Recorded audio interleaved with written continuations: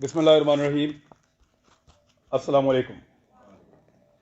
ये रिपोर्ट मेरे पास है और मैं मुबारकबाद पेश करता हूँ अवेयरनेस फाउंडेशन वालों को, जिन लोगों ने इसमें काम किया उन सबको। मैंने रिपोर्ट को अभी पढ़ा है और मैंने थोड़े दिन पहले भी इसको देखा था। मुझे इसकी एक कॉपी मुझे ये सहूलत मैसर आई कि पहले मिल गई थी। मैंने इसको पहले भी पढ़ा था और ज़बरदस्त काम हुआ अल्हम्दुलिल्लाह, और ये काम जारी रहना चाहिए। मैं एक चीज़ की उम्मीद करता हूँ और दुआ भी करते हैं भट्ट साहब कि अगले साल ये जो लिस्ट है सहाफ़ियों वाली, ये छोटी होगी और हम यहां पे ज़्यादा लोग बैठे होंगे। लोग इसमें कम हो गए और हॉल में ज़्यादा होंगे। मैं इस बात की उम्मीद करता हूं। मैं क्योंकि तनकीद करता हूं बहुत खुलकर, और मुझे आदत है बहुत खुलकर बात करने की, तो मैं उन सबको वेलकम करता हूं जो भी तनकीद करना चाहता है। बहुत अच्छी बात है, डिस्कस कीजिए हमारे कंडक्ट को और हमें भी करने दीजिए फिर। लेकिन किसी को यह हक नहीं पहुंचता कि वो मारे, वो डराए, वो जबर करे। यहां सब लोग ये बात कर रहे थे कि इकट्ठा होना पड़ेगा, यूनिटी होनी चाहिए। मुझे वो सिंपली एक दो लाइनें याद आ गई कि जबर का मौसम कब बदलेगा, जबर का मौसम कब बदलेगा, हम बदलेंगे तब बदलेगा, और बदलेगा, जरूर बदलेगा। मैं कुछ चीजें बड़ी क्लियर कर देना चाहता हूं अगले 2-4 मिनट के अंदर, कोई गलतफहमी रहे ना, खुलकर बात कर लेते हैं। हमारे ऊपर पर्चे देने की औकात पॉलिटिशियंस की नहीं है।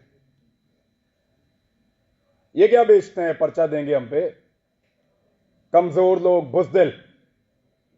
ये इमरान खान पर्चा करवाएगा, नवाज शरीफ करवाएगा, आसिफ जरदारी पर्चा करवाएगा हम पे। ये औकात है पर्चा देने की इनकी? भाट साहब नहीं करवा सकते ये। इनकी क्या जरूरत है कि हमारे ऊपर पर्चा करवाएं? पर्चा मेरे पे हो या मीर शकील पे हो, अरशद शरीफ पे हो या साबिर शाकिर पे हो, समी भाई पे हो या भट्ट साहब आपके ऊपर हो या जमीर भाई आपके ऊपर हो, ये नहीं करवा सकते पर्चा। ये जो पर्चा हमारे ऊपर होता है ना, बगावत का, गद्दारी का, इसके कॉपीराइट ही नहीं है पॉलिटिशियंस के पास। हर चीज के कॉपीराइट्स होते हैं ना। ये जो रियासत से बगावत का और गद्दारी का मुकदमा है, इसके कॉपीराइट इन सियासतदानों के पास नहीं है, वो इनके अब्बा जी के पास हैं, पाकिस्तान की एस्टेब्लिशमेंट के पास हैं कॉपीराइट्स। गद्दारी का पर्चा, बगावत का पर्चा, वो हम पे करवाएंगे। दुनिया के किसी मुल्क में ये पर्चे नहीं हो रहे, क्योंकि सब मुल्कों को इस बात का यकीन है कि उस मुल्क में रहने वाले शहरी उस मुल्क के वफादार हैं। सिर्फ पाकिस्तान के अंदर एस्टेब्लिशमेंट को इस बात का शक अभी बाकी है कि यहां पे गद्दार भी हैं और बागी भी हैं। क्यों शक करते हो? क्या मसला है आपका? ये कहना चाहिए, वो नहीं कहना चाहिए, सवाल ही तो पूछते हैं। हम करते क्या है? यानी अजीबो गरीब किस्म के स्टैंडर्ड्स पाकिस्तान में बनाए हुए हैं। मैं कुछ चीजें आपके सामने रख देता हूं। पाकिस्तान की एस्टेब्लिशमेंट से खुली खुली मैं सामने बात कर देता हूं। आप गैरों की जंग में हमें धकेल दें तो आप मुहिब्बे वतन हैं, और हम आपसे ये पूछें कि इतने सारे बंदे क्यों मारे जा रहे हैं, तो हम गद्दार भी हैं और बागी भी हैं। आप बंद कमरों के अंदर फैसले करें इस मुल्क के 22 करोड़ अवाम के, तो आप मुहिब्बे वतन हैं। हम आपसे पूछें कि उन फैसलों के नतायज पे नजर देखिए, बताएं कि ये हालात क्यों हुए, तो हम गद्दार हैं। आप पाकिस्तान में बार बार रजीम चेंज ऑपरेशंस करें, मुंतखब हुकूमतों को गिराएं, तो आप मुहिब्बे वतन हैं।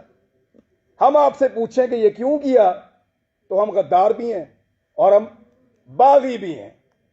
आप वजीर आजमों के इंटरव्यूज करें और फैसला करें कि इसको बनाना है और इसको नहीं बनाना, तो आप मुहिब्बे वतन हैं। और हम जब ये कहें कि जनाब अवाम का फैसला होना चाहिए, ये 22 करोड़ लोग हैं, कीड़े मकोड़े नहीं हैं, तो हम गद्दार भी हैं। और हम बागी भी हैं।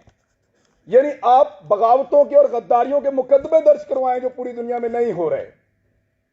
और जब हम आपको यह कहें कि क्या हम बागी हैं, तो उस पर भी हम बागी हैं, उस पर भी हम गद्दार हैं। यानी अजीबोगरीब किस्म का क्राइटेरिया बनाया हुआ है। आप हमारे लिए हमारे मुल्क की जमीन को तंग कर दें तो आप मुहिब्बे वतन हैं, और हम अपनी जमीन पे आजादी से रहने का हक मांगें तो हम गद्दार हैं, हम बागी हैं। आप खुदा ना खास्ता कभी हार भी जाएं तो आप मुहिब्बे वतन हैं, और हम आपसे पूछें कि हुजूरे वाला ये क्या हुआ था, तो हम गद्दार हैं, हम बागी हैं।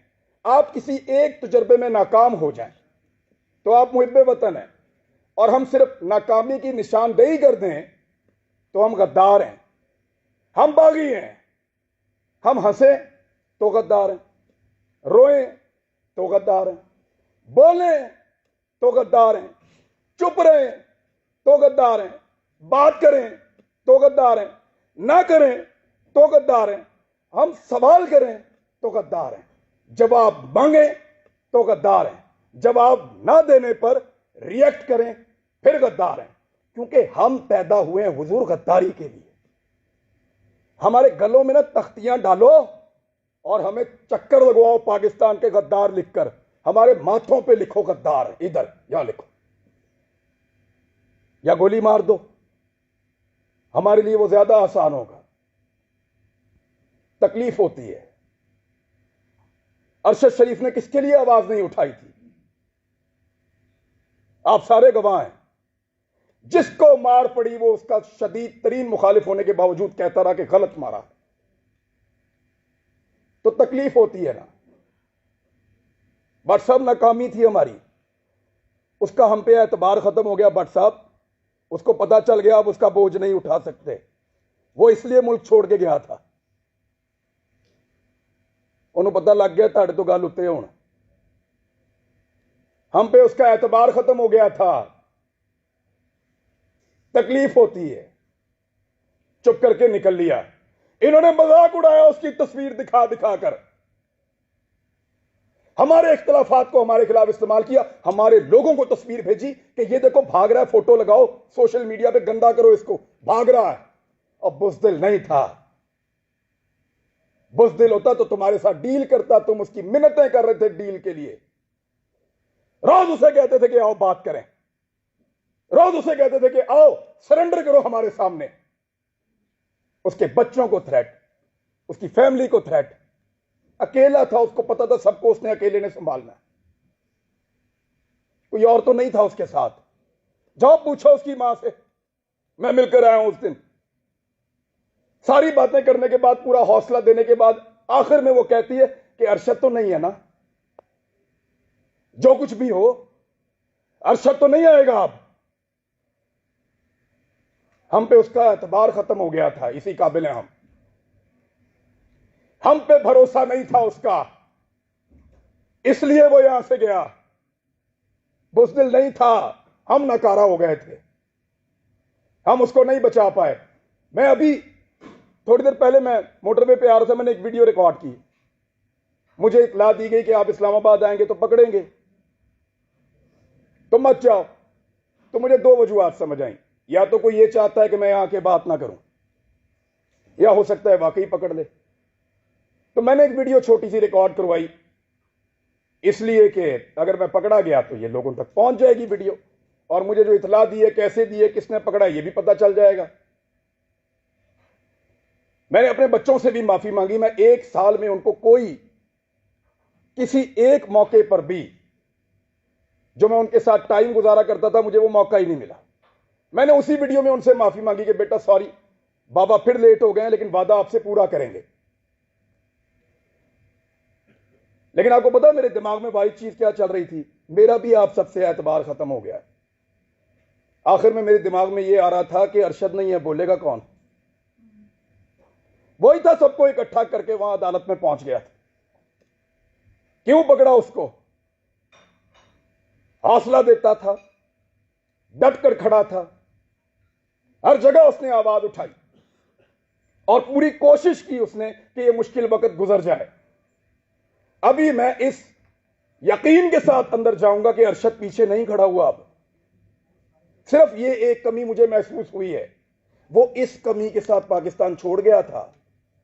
वो तकलीफ मैंने आज पहली मर्तबा महसूस की है कि जब वो ये मुल्क छोड़कर जा रहा था तो वो कितना बेबस था, और उसका हमने मजाक उड़ाया कि फलां फ्लाइट से निकल गया, इस तरह निकल गया, इस तरह भाग लिया। उसने मुझे फोन पे बताया, इमरान तुझे पता है मैं कैमरे में जानबूझकर मुस्कुरा रहा था,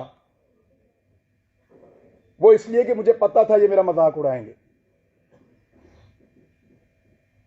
मजाक उड़ाते हो यार, पहले जमीन तंग करते हो, फिर कोई यहां से चला जाए तो उसका मजाक उड़ाते हो। क्या बंदूक लेकर तुम्हारे गले पड़ जाए? वो भाई बोलने का काम है उसका, साफी है वो अपनी साफत से टक्कर दे रहा था, देता रहेगा, शहीद है, तुम्हारे लिए निशाने इबरत बनेगा वो। मैंने पहले कहा था, आज फिर कह रहा हूं कि तुम्हें सिर्फ मारना आता है, हमें और बहुत कुछ आता है, और वो हम इंशाल्लाह करके दिखाएंगे। सिर्फ हमें मारना नहीं आता।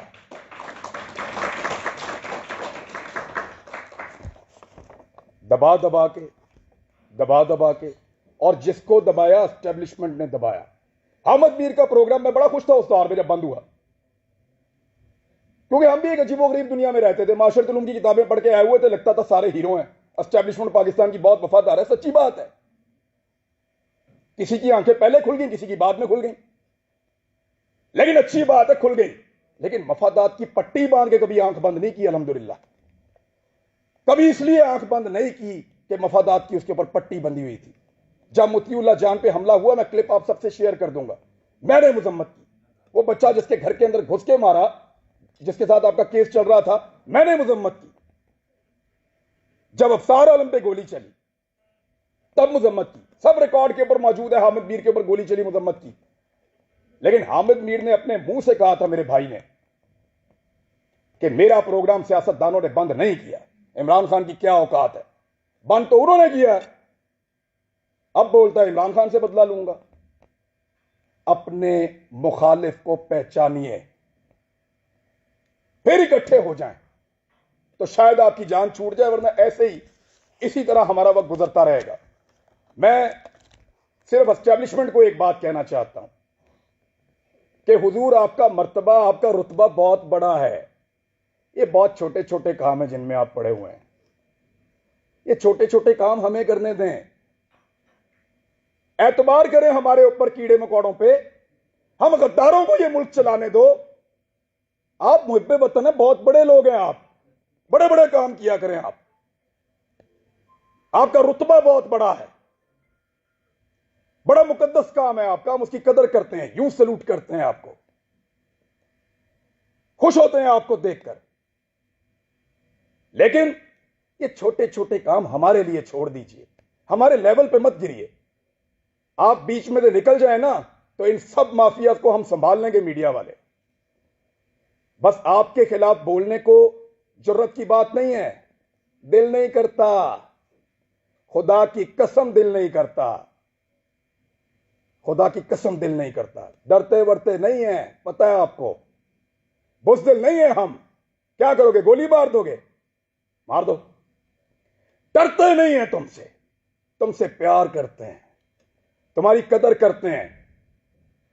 डरो उस दिन से जिस दिन हमारे अंदर से यह जज्बा खत्म हो जाएगा। हम प्यार करना चाहते हैं, कदर करना चाहते हैं, हमें मत धकेलो, दीवार के साथ मत लगाओ, और ये ड्रामा बंद करो। पाकिस्तान के फैसले पाकिस्तानी करेंगे, पाकिस्तान के फैसले हम करेंगे। ये हमारा राइट है, लोगों का राइट है, डेमोक्रेसी ये कहती है। ये बंद कमरों के अंदर ड्रामे बंद करो। पाकिस्तान को तजुर्बा, मैं बचपन से पढ़ रहा था, लिखा हुआ था, इस्लाम के लिए तजुर्बागाह बनाएंगे पाकिस्तान को।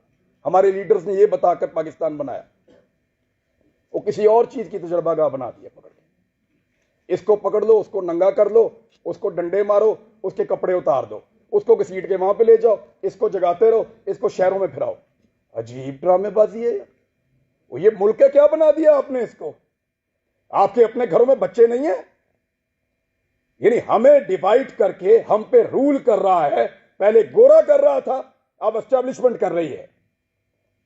इससे अगर निकलना है ना तो एक बार सोचना पड़ेगा। मैंने यहां किसी को तनकीद का निशाना नहीं बनाया, मैंने सिर्फ बताया है कि वो कौन है जो हम सबको डैमेज कर रहा है। इस मौके से हमें फायदा उठाना चाहिए, हम सबको एक मौकिफ बनाना चाहिए, एक मौकिफ कम से कम इस बात के ऊपर कि एक को मार पड़ेगी तो सबको मार पड़ेगी। यहां से भी शुरू कर लो तो बहुत है, बाकी मर्जी है, अगर डिवाइड एंड रूल करना है तो फिर करते रहिए, इस गंदे खेल का हिस्सा बनना है तो बनते रहिए। भट्ट साहब को मैं इसलिए अप्रिशिएट करूंगा कि कोई भी फोरम हो, कोई भी जगह हो, कोई भी बुलाए, जब सहाफत का नाम आता है तो आप लोग आ जाते हैं। सर आप लोगों का बहुत शुक्रिया। हालात बहुत मुश्किल है, जिस मुल्क का चीफ जस्टिस कहे कि वो बेबस है, उधर भट्ट साहब क्या करें बेचारे। लेकिन ये वक्त भी गुजर जाएगा, यूनिटी आएगी इंशाल्लाह, इकट्ठे होंगे, और हम नहीं चाहते कि हम अपनी एस्टेब्लिशमेंट का मुकाबला करें। ये बात आ जाओ, अब तक के लिए इतना ही, थैंक यू।